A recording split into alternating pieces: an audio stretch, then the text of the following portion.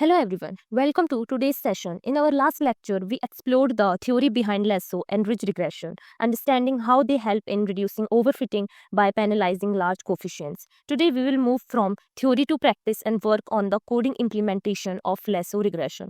We will go step by step, writing the code and understanding each part so it's crystal clear. So grab your notebooks, keep your curiosity ready, and let's begin this learning journey together. Alright, let's start coding.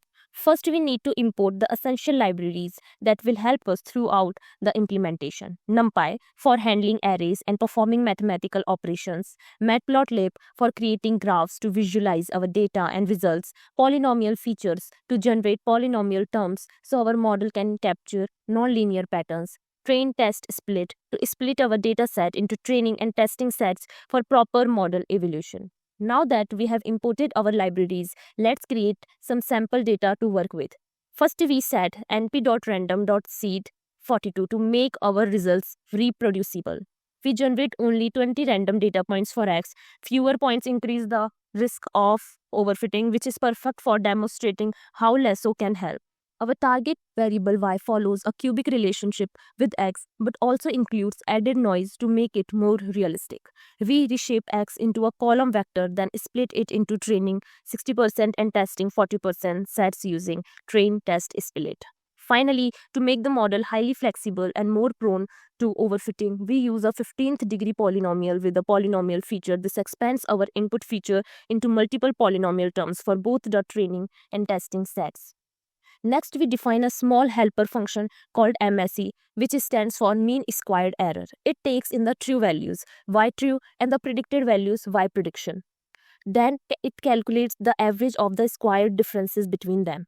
This metric will help us quantitatively measure how well our model is performing. Lower MSE means better predictions. Now, before we bring lasso into action, let's first train a model without any regularization so we have something to compare against. We define a function gradient descent no lasso to perform gradient descent on our polynomial features. As a start with weights initialized to 0.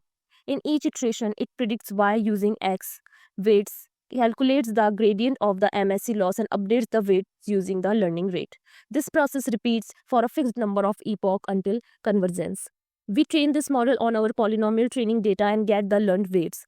Then we make predictions on both the training and testing sets. Finally, we calculate and print the train MSE and test MSE so we can clearly see how the unregularized model performs.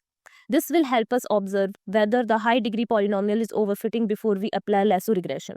As we can see from the results, train MSE 0.088, the model fits the training data very well. Test MSE 0.228, the error is noticeably higher on unseen test data.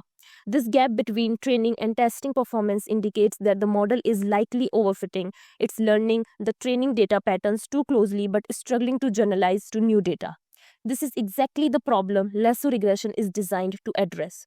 So, from the MSE values we saw earlier, the low training error and higher testing error clearly signaled overfitting. This graph makes that overfitting visible. Blue points are the training data and red points are the testing data. The green curve is our model's prediction. You can see how the curve twists and bends just to match the training points, even if that means moving away from the real underlying trend. This is why it performs well on training data, but struggles with unseen test data. Next, we will apply lasso regression to control this complexity and improve generalization. So, to tackle the overfitting we just observed, let's bring in lasso regression. Here we define a function gradient descent lasso, which is similar to our previous gradient descent function but with one important addition, the L1 penalty term. The extra term alpha np.sign weights in the gradient calculation is the lasso regularization. Alpha controls the strength of regularization. Higher values means more penalty on large coefficients.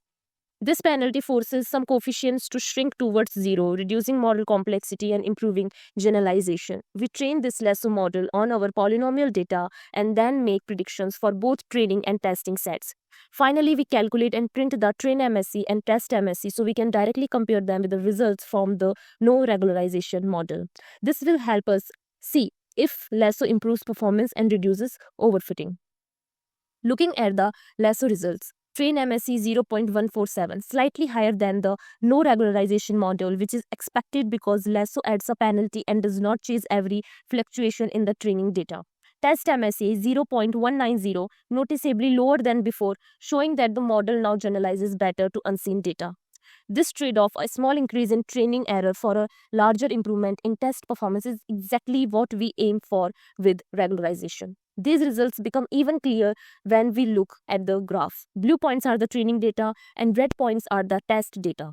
The orange curve is the prediction line from our Lasso model. Compared to the previous overfitted green curve, the orange line is much smoother and follows the general trend of the data instead of bending wildly to fit every point.